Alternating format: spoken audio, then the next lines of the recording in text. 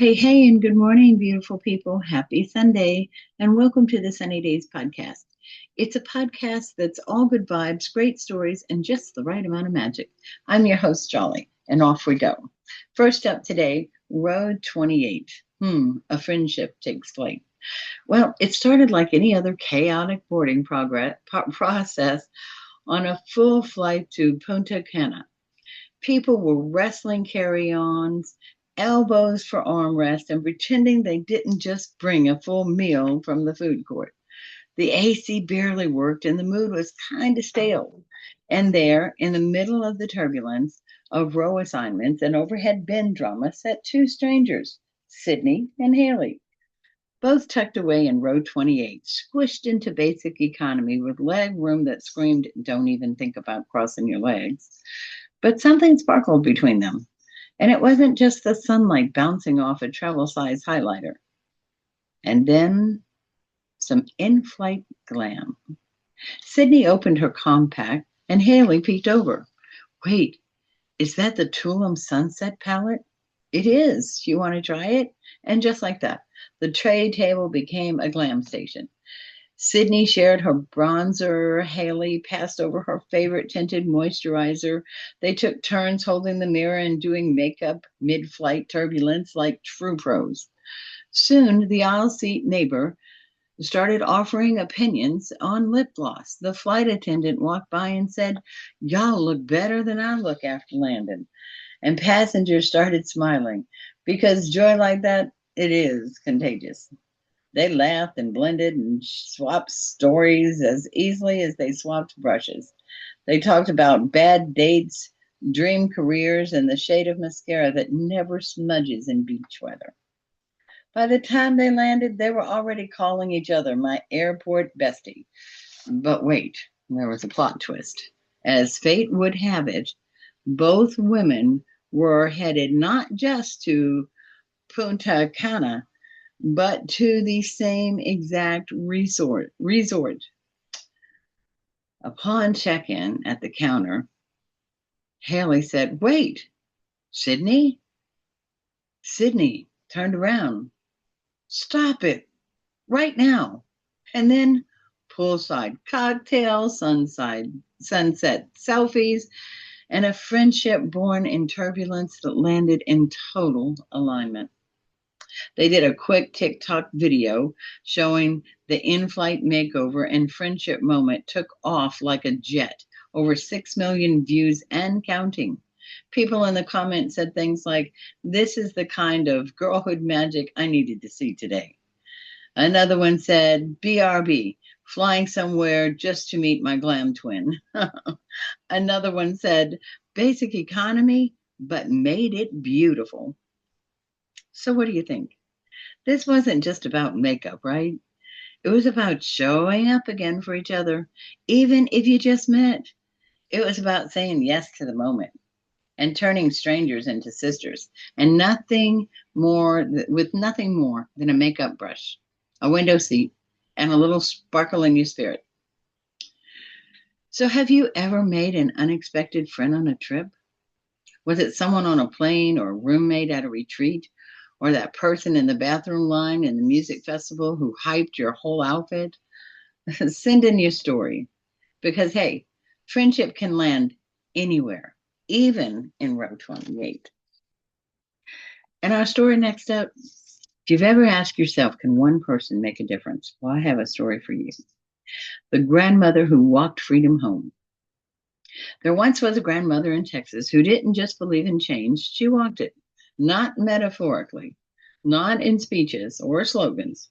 No, Miss Opal Lee laced up her shoes, lifted her head high, and walked. She walked 2.5 miles every Juneteenth, 1 mile for every year it took the news to emancipate, to reach the enslaved people in Galveston, Texas, after it was already law. She didn't walk in anger. She walked with love, and she walked for truth. Now, Miss Opal wasn't some politician or billionaire. She was a teacher and a mom, a soft-spoken powerhouse with silver hair, a velvet voice, and a fire in her bones. She remembered the day her family's home was burned down by a mob. She remembered being told to be quiet to settle, but she never did. Instead, she walked, and with every step she took, she carried with her the names of those who came before, the dreams of those not even yet born, and the hope that someday we'd all realize and recognize what Juneteenth really meant. She walked until 1.5 million people signed her petition. She walked until lawmakers could no longer argue her. She walked all the way to the White House lawn, where at 94 years old, she stood and watched as the president signed Juneteenth into law as a federal holiday. And as the cameras clicked and the crowd cheered and the flags waved gently in the wind, Miss Opal smiled, that knowing smile, that knowing smile. Not proud, not boastful, just grateful. Grateful that her walk had led to something meaningful, that her dream had touched the soul of a nation, and that freedom, delayed that she thought it was sometimes, had finally found its rightful place on the calendar. But here's the best part. She didn't stop there, nope. At 98 years old, Miss Opal Lee is still out there, speaking, teaching, planting gardens, feeding families, telling truths with great gentleness of a grandmother and with the grit of a revolutionary. And when someone asked her if she was finally done, she laughed and said, nah, no, not until there's unity. Because to her, Juneteenth isn't just about a holiday. It was about healing. It's about telling the story and about making sure that no one's left behind in the march of justice. So if you find yourself wondering what one person can do, if the road ahead feels long or the burden feels heavy, just remember Miss Opal and take a step, because sometimes the softest footprints are the ones that change the world. And now, how about some Did You Know? Let's do a music edition. Did you know the world's oldest known musical instrument is a flute made of bird bone, and that it's over 40,000 years old? That's right. Before streaming, records, or even language as we know it, humans were already trying to catch a vibe, and apparently flutes were the jam. And did you know Marvin Gaye's What's Going On was almost rejected by Motown? Mm-hmm. Record labels execs thought it was too political, but Marvin insisted, and it became one of the most iconic soul anthems, a true mic drop for music and message. And did you know Mozart wrote his first symphony at the age 8, but started composing at 5? Most kids are still learning how to share their crayons at that age. But little Wolfgang was out there here conducting like, excuse me, can we modulate this section, please? Wow, right? And did you know Jimi Hendrix couldn't read or write music? And yet, he revolutionized the electric guitar. His playing was based entirely on feel, sound, and raw emotion. Moral of that story, geniuses don't always follow the sheet music, right? Well, let's move on to entertainment section, shall we? Let's get to the movies and what's out there for the kids on the streaming platforms. We've got a Minecraft movie out there on Cinemax. It's a pixelated friends navigate and battle mobs full of humor and adventure. And there's the wild robot that's out there. Robot learns love and survival with animal friends. And Lilo and Stitch, yay, Disney. Ohana and alien hijinks in a refreshed Hawaiian tale. And then there's Dogman, about a heroic canine cop fights crime, kind of in a silly fashion. And then there's Plankton, yay, the movie.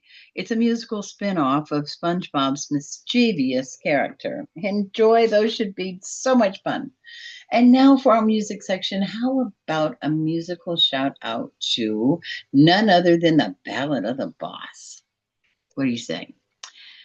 Bruce Springsteen. Once upon a speckled summer afternoon, somewhere between a Jersey broadwalk and a busted jukebox in the corner of a local diner, a kid named Bruce picked up a guitar. And well, he never really put it down, they say. He didn't have a private studio and he didn't have record deals waiting. But what he did have was a story to tell and a fire that just wouldn't quit. Bruce Springsteen wasn't born into fame. He was born into Freehold, New Jersey, where the streets had more potholes than promises, and the biggest dream was making it out with your soul intact. He watched his dad struggle to find to find steady work. He listened to the working class world hum around him, the clatter of tools and the whistle of freight trains, the quiet ache in people's eyes. And he thought, this is music. This is life with a backbeat. Fast forward a few years. He's not just writing songs, he's writing novels you can dance to. Stories of small towns and cheap thrills, long highways and big dreams. He gave us Born to Run, a song that made every teenager with a driver's permit believe they were destined for greatness. He gave us Thunder Road, where love and hope sounded like harmonicas and hard choices. He gave us Dancing in the Dark, which proved that sometimes the best therapy is turning the volume up and shaking what your denim gave you. And just when people thought he was all red, white, and blue anthems, he dropped Born in the USA, a protest song in disguise, a gut punch wrapped in a stadium-sized sound, reminding us that patriotism isn't blind. It's bold enough to ask for better. They call him the boss, not because he's flashy, not because he demanded it, but because he earned it. Early in his career, he was the guy who handled the money for the band after gigs. But more than that, he showed up, he led. He delivered 3-hour concerts with sweat, soul, and no intermission. On stage, he's a preacher with a fender. Off stage, he's a poet of the people. And you know what? Even now, decades and dozens of albums later, Bruce Springsteen still sings like he's sitting on your front porch, telling you it's okay to want more, that chasing your dream isn't silly, that heartbreak is part of the melody, and that freedom, well, sometimes freedom comes with a coarse and gravelly voice yelling, tramps like us, baby, we were born to run.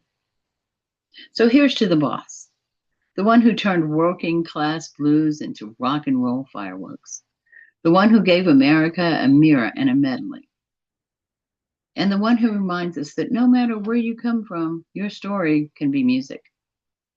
So I want to know, Sunshine Crew, what's your boss moment? Is there a Springsteen song that takes you back, a concert you'll never forget, or maybe just a lyric that helped you hold on a little longer?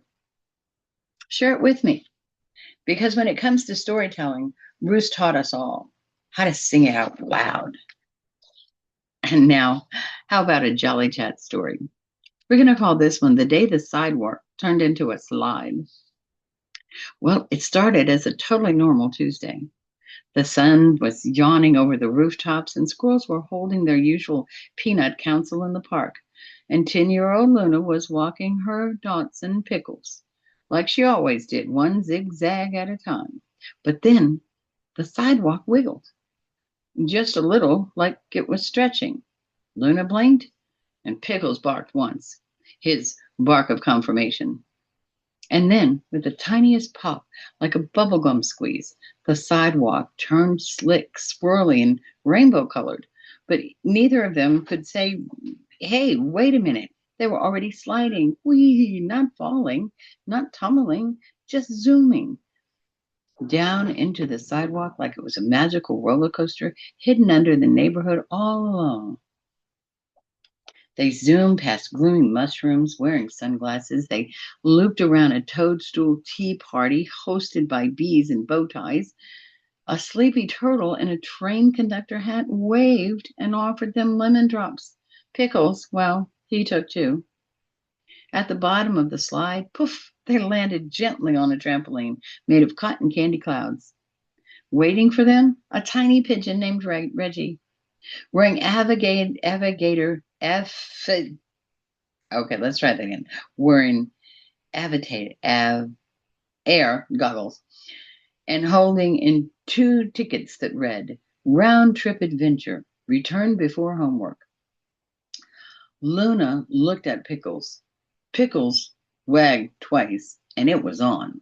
They soared over glitter mountains. They played hopscotch on floating jelly beans, and they even helped a dragon find her lost reading glasses.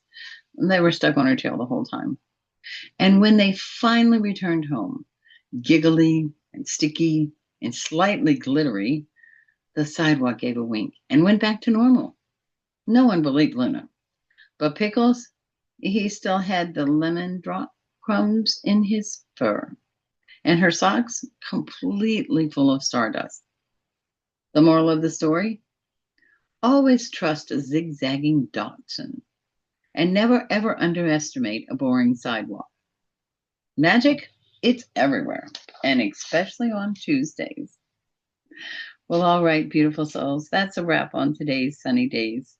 Remember, kindness is contagious, joy is a choice, and a little bit of magic is hiding in the everyday, if you're just willing to look for it. So keep shining, keep smiling, and until next time, stay sunny, stay golden, and most importantly, stay you.